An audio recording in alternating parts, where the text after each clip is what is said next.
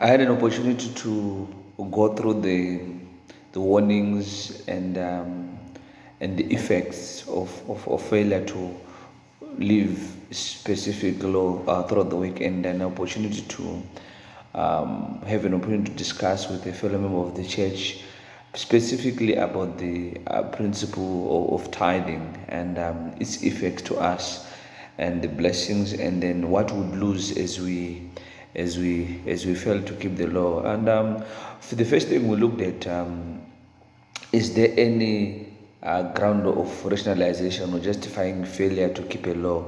And then we looked at the widow's mite. As we looked at the widow's mite, it's about a woman who never had anything.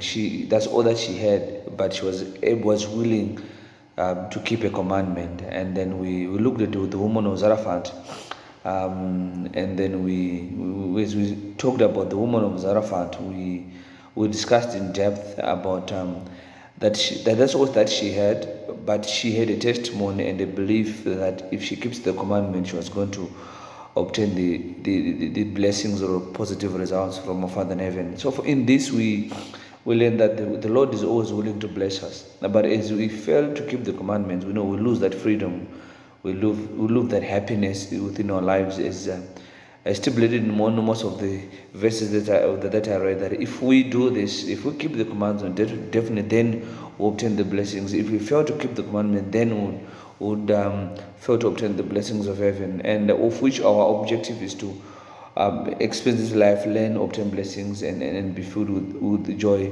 I spoke about during conference section 130, whereby it spoke about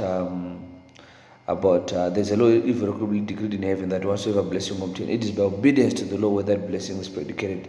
So for every blessing that we obtain, it is by obedience to the law. So as I was talking about the law of tithing, we looked and see that even the blessings that were promised in the book of Malachi, that the windows of heaven are opened for us, and we never have enough room to we'll never have enough room to receive the blessings of heaven. And we see, we all agreed that we all need blessing from heaven, and we all agree that whenever we keep the law of tithing, we always obtain the blessings. The same with the law of chastity that we read about this week. That is, we'll keep that law, we remain pure, and we are blessed with the Father in heaven. And it's all agreed that most of the time we rationalize and we come up with excuses for not keeping the commandments. But there's no excuse of failure to keep the commandment.